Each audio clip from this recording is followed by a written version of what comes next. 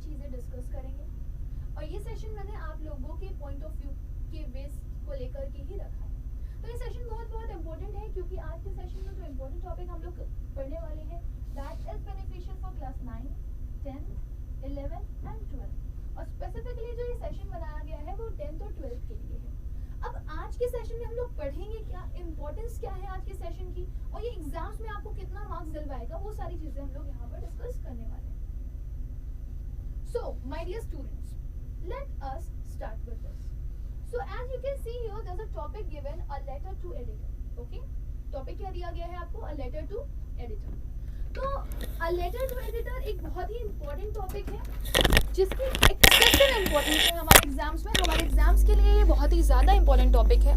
ये आपका writing section है और आज के इस टॉपिक में हम लोग डिस्कस करने वाले हैं format plus MCQ questions. Okay, तो अगर किसी स्टूडेंट को ये चाहिए कि उसे डिस्क्रिप्टिव चाहिए लेटर टू एडिटर का, तो वो आपको इस ही वीडियो के डिस्क्रिप्शन बॉक्स में मैंने दे रखा हुआ है लिंक, आप उसमें जा करके डिस्क्रिप्टिव भी देख सकते हो। जैसे कई सारे बोर्ड के बच्चे ऐसे भी होंगे जिन्होंने डिस्क्रिप्टिव देना होगा पेपर, ओके, तो वो उस लिंक पर जा सकते हैं और उस लिंक के थ्रू वो पूरे वीडियो को कंप्लीट देख सकते हैं। फिलहाल इस वीडियो में हम जो डिस्कस करने वाले हैं उसमें जो सबसे मेन और इम्पॉर्टेंट चीज़ है वो है इसका फॉर्मेट क्या होता है और इस पे बेस्ड एमसीक्यू किस तरीके से फॉर्म हो सकते हैं आपके एग्जामिनेशन में। Okay, now my dear student, सबसे इंपॉर्टेंट चीज़ है कि अगर आपको फॉर्मेट अच्छे से पता है, फॉर्मेट का आइडिया है, तो आप अपने क्वेश्चंस काफ़ी हद तक करेक्ट कर सकते हो। And I am damn sure about this कि इसमें आपको किसी भी तरह की कोई भी प्रॉब्लम नहीं होगी। ये वीडियो आप लोगों ने देख लिया तो इस वीडियो को देखने के बाद आपके दिमाग में एक स्ट्रैटेजी बन जाएगी, एक आइडिया बन जाएगा कि कैसे हम लोग को एग्जाम में क्वेश्चन अटेम्प्ट करने। So my dear student, let us start with this. तो जैसे कि मैं हमेशा कहती हूँ, अपने दिमाग को एकदम ओपन करके रखिएगा। जो भी चीज़ें मैं आपको बताती रहूँ, जो भी पॉइंटर्स मैं आपको बताती रहूँ, उनको आप ध्यान से सुनते रहिएगा। That's why we always come with this that let us put our thinking caps on, because whenever we are learning हमें हमारा 100% देना होता है सुनने के टाइम पे, तभी हम उस चीज़ को अच्छे से कर पाते हैं, राइट। तो सबसे पहले हम लोग देखेंगे कि लेटर टू एडिटर का फॉर्मेट क्या है। तो एक बार वन गो में मैं इसका रिविजन करवा देती हूँ आप लोगों को। वन गो में रिवीजन के लिए सबसे पहले आपको पता होना चाहिए कि यहाँ पर आपको डालना है सेंडर्स एड्रेस। सबसे पहले आप सेंडर का एड्रेस डालोगे कि कौन इस चीज़ को सेंड कर रहा है। समझ में आ रहा है ना। तो कभी कभी क्या होता है आपके एग्जाम में जब क्वेश्चन आता है तो ये सेंडर एड्रेस गिवन होता है और कभी कभी ऐसा होता है कि सेंडर एड्रेस गिवन नहीं होता। सो आपको उस कंडीशन में क्या करना होगा, आपको उस कंडीशन में एक फेक नेम के साथ फेक एड्रेस भी डाल सकते हो आप, कोई इशू नहीं है, ठीक है। सो आप यहाँ पर एक अपनी तरफ से कोई एड्रेस डाल सकते हो, it depend on you. Okay, चलो अगली चीज देखते हैं जो सबसे इंपॉर्टेंट है, दैट इज डेट। लेकिन एक चीज याद रखना, जब आप लेटर टू एडिटर का फॉर्मेट डिजाइन करते हो या जब लेटर और टू एडिटर आप लिखते हो तो उसमें जितनी भी चीजें आप लिखते हो वो हमेशा आपकी लेफ्ट साइड से होती हैं। This is very very important. दूसरी इंपॉर्टेंट चीज कि जैसे जैसे आप चेंजमेंट करते जाते हो, सबसे पहले आपने सेंडर एड्रेस डाला और उसके बाद आपने डेट लिखनी है, तो आपको बीच में एक कॉलम छोड़ देना, आपको एक स्पेस छोड़नी होती है। So that space should be there. फिर उसके बाद आप डेट लिखोगे। अब सपोज मैंने डेट लिखना शुरू किया, ओके, तो अब मैं डेट लिख रही हूं, मैंने ऐसे करके लिख दिया 1 जनवरी 2021, या फिर मैंने इस तरीके से डेट डाल दिया 1 2021। So my dear student, these both formats are wrong, ये गलत है। इसका एक प्रॉपर फॉर्मेट होता है लिखने का, मैंने आपको ऑलरेडी वीडियो में बता रखा है। मैंने आपको बताया ना, डिस्क्रिप्शन बॉक्स में एक वीडियो पड़ी हुई है, आप उसे देख सकते हो। वैसे वन गो में मैं अगर आपको डिफाइन भी कर दूं यहाँ पर, तो आपको एक कंप्लीट डेट डालनी होती है, complete month, complete year, complete date. यानी कि सपोज अगर मैं ये लेटर डेट 1 को लिख रही हूँ और वो भी जनवरी की 1 है, तो मैं ऐसे लिखूंगी पूरा जनवरी 1 2021। So this should be the date, this is the correct format of the date. पहले मंथ लिखोगे, फिर डेट लिखोगे और फिर उसके बाद क्या लिखोगे आप, ईयर लिखोगे। थर्ड, फिर अगेन आपने क्या करना है, अगेन आपने एक स्पेस छोड़नी है और उसके बाद आपको डालना है रिसीवर्स डेजिग्नेशन। अब because this is a letter to the editor, तो आपको आपके एग्जाम में दिया गया होगा कि ये लेटर आपको किस एडिटर को लिखना है, ओके। सो यहाँ पर आप रिसीवर का एड्रेस डालोगे। उसके नीचे आप जब इसकी रिसीवर की एड्रेस डालते हो तो उसकी डेजिग्नेशन भी आपने डालनी होती है, इंपॉर्टेंट होती है। तो रिसीवर्स डेजिग्नेशन और एड्रेस दोनों ही आपका पड़ता है डेट के नीचे। सो अगर आपसे एग्जाम में एक क्वेश्चन पूछा जाए कि डेट के पहले या सबसे टॉप पर क्या होता है, तो सेंडर और एड्रेस होता है, और डेट के नीचे क्या होता है, रिसीवर्स डेजिग्नेशन और एड्रेस होता है, ये आपको लिखना होता है। ठीक, नेक्स्ट इंपॉर्टेंट क्या है, इनको लिखने के बाद आपने मेंशन करना होता है subject. Now what is subject? Subject वो होता है जो कि एक तरह का हाईलाइट प्रोवाइड करता है आपके पूरे लेटर टू एडिटर को। सपोज आप कोई भी लेटर लिख रहे हो तो वो लेटर किस चीज के बारे में है, किस चीज के पर्पस को लेकर के लिखा गया है, वो आपको यहाँ पर मेंशन करना होता है। सो यहाँ पे दो चीजें आपके लिए इंपॉर्टेंट है। पहली चीज जो इंपॉर्टेंट है आपके लिए वो ये कि यहाँ पे किसी तरह के आर्टिकल का यूज नहीं करना होता, किसी तरह के वर्ब का इस्तेमाल नहीं करना होता, it should be in phrase. Okay, and this is the only thing जो आपके पूरे के पूरे लेटर को एक हाईलाइट प्रोवाइड करेगा, आपको पर्पस पता चल जाएगा। सपोज जो भी आपका लेटर पढ़ रहा है तो उसको ये पता चल जाएगा कि यहाँ पे लेटर में किस चीज़ के बारे में बात की गई है। कभी कभी ऐसा होता है हमारे यहाँ की रोड्स खराब होती हैं ना, ट्रांसपोर्ट के इश्यूज आ रहे होते हैं, तो उसके बारे में भी ये लेटर हो सकता है। अपार्ट फ्रॉम दिस, कोई ड्रेनेज सिस्टम आपके एरिया का खराब हो रखा है, सीवेज प्रॉब्लम आ रही है, सीवेज बहुत ज़्यादा ओवरफ्लो कर रहे हैं तो उसकी प्रॉब्लम आ रही है, तो वो भी आप यहाँ पर मैंशन कर सकते हो। ओके, सपोज मुझे लिखना है drainage problem in my area, तो मैंने यहाँ पे लिख दिया drainage problem in my area, या फिर mosquito issues in my area, okay, या water issues in my area, water scarcity in my area, या electricity issues in my area. So इस तरीके से आप जो भी लेटर टू एडिटर लिखोगे, उसको जो भी आप सब्जेक्ट्स डाल रहे होगे, उसमें किसी तरह का आर्टिकल यूज मत करना, किसी तरह का वर्ब यूज मत करना। और ये याद रखना, ये जो सब्जेक्ट है वो इसीलिए मेंशन किया जाता है ताकि आप अपने लेटर को हाईलाइट कर सको, आप सामने वाले को फोकस करवा सको कि आप किस पर्पज के लिए ये लेटर लिख रहे हो। इसके जस्ट नीचे आपके यहाँ पे सैल्यूटेशन आता है, जिस भी पर्सन को आप लिख रहे हो, अगर मैम है तो मैम, और अगर सर है तो सर, तो जिस भी पर्सन को आप लिख रहे हो, लेटर टू एडिटर आपका जो भी पर्सन है उसको आप क्या करोगे, उसको आप सैल्यूटेशन दोगे यहाँ पे। तो सैल्यूटेशन में आप रिस्पेक्टेड मैम और रिस्पेक्टेड सर लिख सकते हो। Sometimes you can also write it dear sir और dear ma'am. Got it? Now तो ये तो हो गया ये स्टार्टिंग पॉइंट। अगर आपको बोला जाए कि ये जो पूरा का पूरा आपको दिखाई दे रहा है ये starting letter body letter to editor की, तो इसे आप स्टार्टिंग बॉडी भी बोल सकते हो, स्टार्टिंग पार्ट बोल सकते हो। So sender address, date, receiver's designation address, subject और रिस्पेक्टेड मैम और रिस्पेक्टेड सर, ये तो आपका सैल्यूटेशन कहलाता है, मगर इसके ऊपर का जितना भी पार्ट होता है वो आपकी स्टार्टिंग होती है। तो लेटर की शुरुआत जहाँ से होती है उसको आप लेटर की स्टार्टिंग बोलते हो, और इसके बाद सैल्यूटेशन के बाद जो पॉइंट आता है उसको आप लेटर की बॉडी बोलते हो। राइट, सो ये चीज़ें आपको दिमाग में रखनी है, और इनके बीच में सब में स्पेस रहेगा, ये भी आपको याद रखना है, और ये हमेशा लेफ्ट साइड से स्टार्ट होता है, ये भी आपको याद रखना है। आगे देखिए, फिर आपका सेकंड पार्ट आता है बॉडी लेटर, जिसमें आप मेन कंटेंट लिखते हो, मेन इश्यूज लिखते हो। ज़्यादातर प्रॉब्लम कहाँ पे आ रही है, क्या इश्यूज हो रहे हैं, वो सब कुछ आप मेन बॉडी में मेंशन करते हो। राइट, अब बॉडी के भी 3 पार्ट होते हैं। आपने इंट्रोडक्शन लिखना है, इंट्रोडक्शन में आप एक ब्रीफ एब्स्ट्रैक्ट दोगे कंटेंट का, ठीक है, कि आप ये लेटर क्यों लिख रहे हो, क्यों वो पर्सन आपको सुने जिसके लिए आपने ये लेटर लिखा है, तो एडिटर आपके लेटर को क्यों पढ़े या फिर क्यों आपके लेटर को वो इंपॉर्टेंस दे, वो आपको यहाँ पर मेंशन करना होता है। तो फर्स्ट पार्ट बॉडी का होता है इंट्रोडक्शन। सेकेंड होता है content, which includes the main detail and the subject matter of the letter. That means क्या क्या इश्यूज आ रहे हैं। सपोज मैंने कह दिया कि हमारे एरिया के जो सीवर्स हैं या जो सीवेज एरियाज हैं, सपोज नालियां हैं, वो क्या है, वो बहुत ही ज़्यादा भर गई हैं, उसमें कूड़ा कचरा बहुत ज़्यादा भर गया है, जिसकी वजह से वो ओवरफ्लो कर रही हैं। और ओवरफ्लो होने की वजह से क्या हो रहा है, बहुत ज़्यादा ब्लॉकेज देखने के लिए मिल रहा है, प्रॉपरली ना जो सीवेज हैं वो क्लीन नहीं हो पा रहे हैं, और फिर वहाँ पर सीवेज में बहुत ज़्यादा गंदगी होने की वजह से मस्किटोज डेवलप हो रहे हैं, फॉर्म हो रहे हैं, और वो सारे कहीं ना कहीं हमारे लिए बीमारियों का कारण बन रहे हैं। तो आपकी प्रॉब्लम कहाँ से शुरू हुई और कहाँ तक आई, ये सारे इश्यूज आपको मेंशन करने होते हैं मेन कंटेंट में।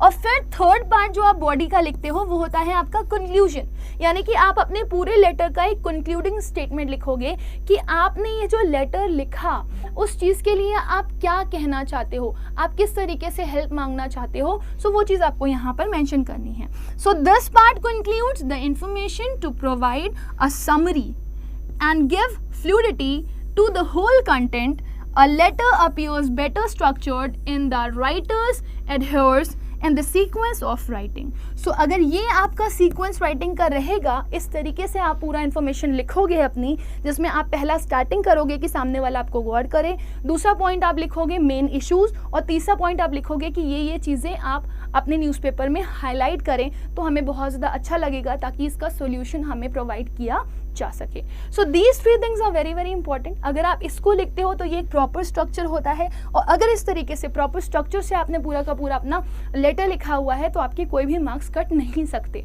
आपके मार्क्स किसी भी कंडीशन में कटेंगे नहीं. तो बेसिकली मैं यहाँ पे आप लोग को ये बताना चाह रही हूँ कि फिलहाल आपका जो CBSE का पैटर्न है उसमें आपको MCQ दिए जाएंगे, MCQ बेस्ड क्वेश्चन आएंगे, तो उस पर हम लोग डिस्कशन करेंगे. लेकिन अगर आप लोगों ने इतना प्रिपेयर कर लिया, जितना मैं आप लोग को बोल रही हूँ, अगर आपने उतना प्रिपेयर कर लिया तो आपको मार्क्स के इश्यूज नहीं होंगे. आगे देखिए, last, this is the ending, है ना, ending which is given in complimentary. जब आप एंड करते हो, खत्म कर रहे होते हो अपने लेटर टू एडिटर को, तब आप यहाँ पर एक वर्ड लिखते हो, योर सिंसियरली.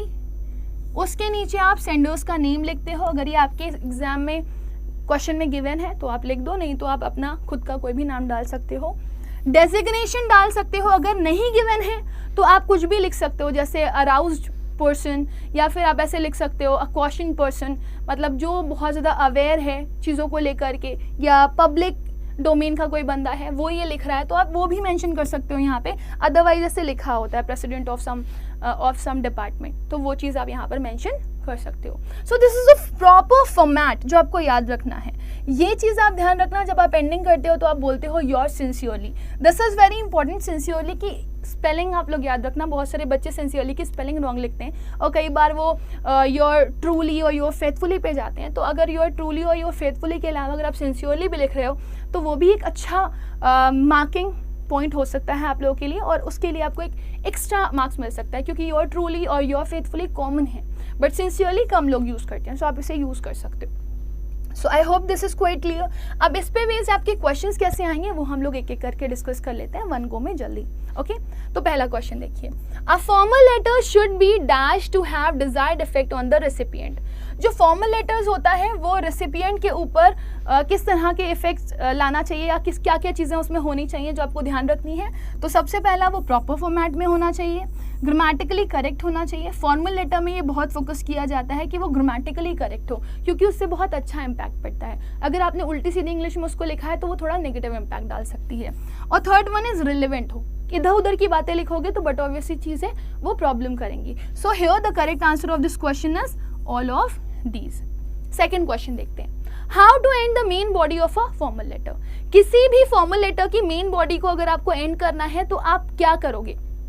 ये आपके बॉडी के बारे में बात हो रही है, ठीक है, लेटर बॉडी के बारे में, और इसमें आपको कंक्लूडिंग स्टेटमेंट लिखना है. तो कंक्लूडिंग स्टेटमेंट के लिए आप क्या करते हो, बट ऑब्वियसली चीज़ है, आप क्या करोगे, by telling the recipient what he should be doing next. आपको अगला स्टेप क्या करना चाहिए आप उन्हें बता रहे हो. ये प्रॉब्लम तो आ गई, ये इशू तो आ गया, अब इसके लिए आपने क्या करना है वो आप यहाँ पर मेंशन करते हो. So that is the last and the concluding part of the main body. Got it. Now next is what would you write in the opening part of a formal letter. जब आपकी starting होती है formal letter की तो आप क्या लिखते हो, हेल्थ के बारे में पूछते हो, फैमिली के बारे में पूछते हो, या फिर पर्पस ऑफ राइटिंग लिखते हो, या फिर नन लिखते हो. सो बट ऑब्वियसली चीज़ है, आप जब लेटर को स्टार्ट करते हो तो वहाँ पे आप पर्पस लिखना शुरू करते हो, आप सब्जेक्ट डालते हो, आप बताते हो कि आप किस चीज़ के बारे में ये लेटर लिखने जा रहे हो. So this will be the subject. Okay next, fourth, the key point of a formal letter is written in which part of a formal letter. जो की पॉइंट होता है फॉर्मल लेटर का वो किस तरीके से लिखा जाता है. इंट्रो होता है, हेडिंग होती है, सब्जेक्ट होता है, या बॉडी होती है. सो की पॉइंट मतलब जो मेन इश्यूज हैं, जो मेन प्रॉब्लम है और उस पर क्या करना चाहिए, वो सारी चीज़ें आप कहाँ पर मेंशन करते हो. सो बट ऑब्वियसली चीज़ है वो आप बॉडी में मेंशन करते हो, जहाँ पे आप पूरा मेन पार्ट लिखते हो. So this is the main part, the key point. Okay, जहाँ से आपका इशू रिजॉल्व होगा. नेक्स्ट देखिए, what is the accurate representation to show the purpose of a letter. अगर आपको एक एक्यूरेट रिप्रेजेंटेशन देनी है अपने फॉर्मल लेटर की, तो आपने क्या करना है, प्लीज नोट के साथ फॉर्मल नोटिस देना है, अटेंशन के साथ फॉर्मल नोटिस देना है, या फिर सब्जेक्ट के साथ फॉर्मल नोटिस देना है, या फिर अनाउंसमेंट के साथ फॉर्मल लेटर का नोटिस देना है। तो बट ऑब्वियसली चीज़ है, जब हम चाहते हैं कि जो एक्यूरेट रिप्रेजेंटेशन है वो जाए, तो सबसे पहले जो चीज़ पढ़ी जाती है उस लेटर में वो होता है उसका subject. So that's why we will go with the subject with formal notice. Got it? अगले क्वेश्चन की तरफ बढ़ेंगे। Sixth, which of the following is a characteristic of the block format of a formal letter? इसमें से कौन सा characteristic है एक फॉर्मल लेटर का, ब्लॉक फॉर्मेट का? तो पहला दिया गया है there is no indentation. Indentation का मतलब होता है there is no space. जब आप लेटर लिखते हो तो आप बीच में स्टार्ट करते हो जब सेंडर एड्रेस, फिर आप डेट लिखते हो, फिर आप एड्रेस ऑफ एड्रेस ही लिखते हो, तो आप बीच में स्पेस छोड़ते हो। सो अगर आप ये लिख रहे हो देयर इज नो स्पेस, तो this is wrong. Second, punctuation mark is not allowed. No, it's not like that. Punctuation marks का इस्तेमाल हम लोग कर सकते हैं, तो ऐसा कुछ भी नहीं है। This is also wrong. Each block begins with the margin on left hand. Here margin is the synonym of the word indentation, okay, the space. So यहाँ पे बोल रहा है हर एक ब्लॉक, हर एक पार्ट जो है वो एक मार्जिन के साथ स्टार्ट होगा, आप स्पेस छोड़ोगे हर किसी के बीच में, और ये लेफ्ट हैंड साइड से स्टार्ट होगा। सो बिल्कुल सही है ये। आपका जो ब्लॉक फॉर्मेट होता है फॉर्मल लेटर का, उसमें हर कुछ लेफ्ट से स्टार्ट होता है और हर किसी में एक मार्जिन की रिक्वायरमेंट होती है। नेक्स्ट देखिए 7th, what is the correct way to write the subscription in a formal letter? सबसे करेक्ट वे क्या है सब्सक्रिप्शन के लिए एक फॉर्मल लेटर में? तो लास्ट में आपने देखा होगा, आप लिखते हो ना yours truly. So what is the correct word for that? Is this one, yours truly. Your truly नहीं लिखते, यू ट्रूली नहीं लिखते, none is not the option. Yours truly, your sincerely, your faithfully का आप इस्तेमाल करते हो, सो वो योर्स होता है, YOURS, ओके। नेक्स्ट देखिए question number 8, what is the written on the top of the editor's letter on the left side? सबसे टॉप पे लेटर के साइड में क्या लिखा होता है? सैल्यूटेशन, योर ट्रूली, सब्जेक्ट, या फिर sender's address? So but obviously चीज है, जब हम स्टार्ट करते हैं लेटर को तो सबसे पहले हमें क्या देखने के लिए मिलता है? सेंडर का एड्रेस। Got it? आगे बढ़ेंगे। Question number 9, which of these is the right format of writing the date in all the formal letters? So इसमें से आपको बताना है राइट फॉर्मेट कौन सा है डेट लिखने का।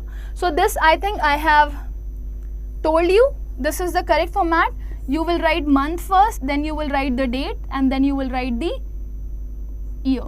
Okay, so this is the correct format.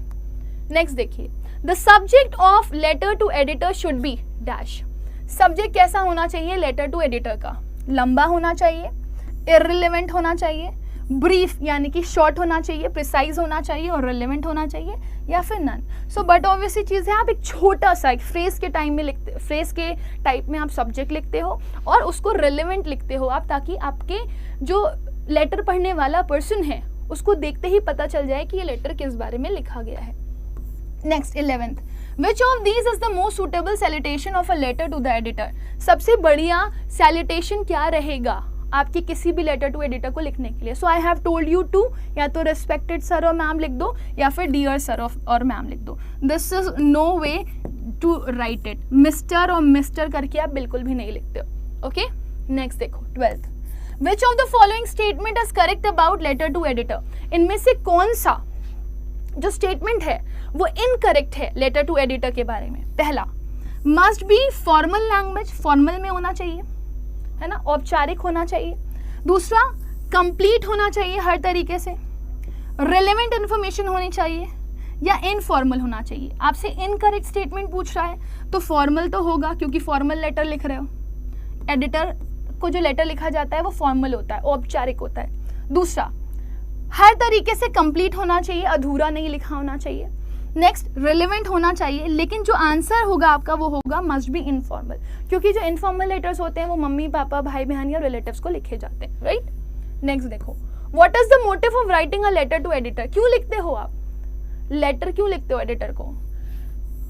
Action लेने के लिए, ऑर्डर करने के लिए, रिक्वेस्ट करने के लिए, कि कुछ स्पेस दे दो अपने व्यूज के लिए?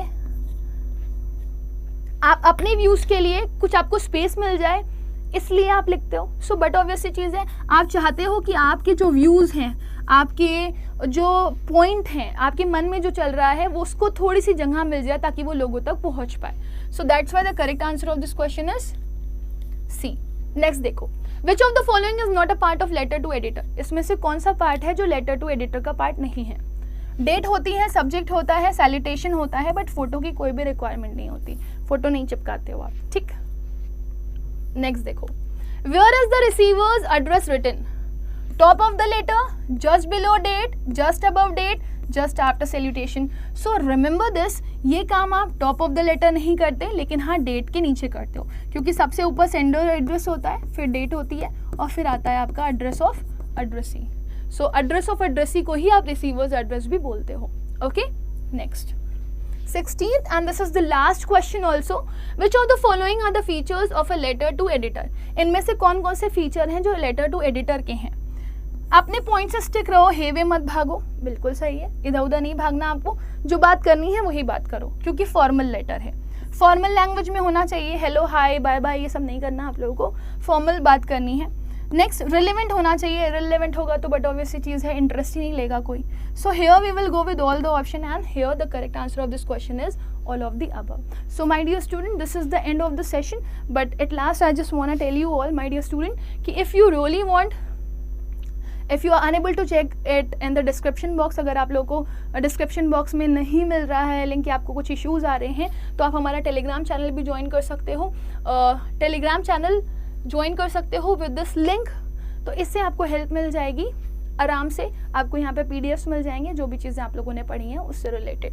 Rest I am going to end this session now, bye bye everyone, take care, may God bless you all, but do not forget to like it, share it and comment me in the comment section कि आपको ये session कैसा लगा। Thank you and bye bye.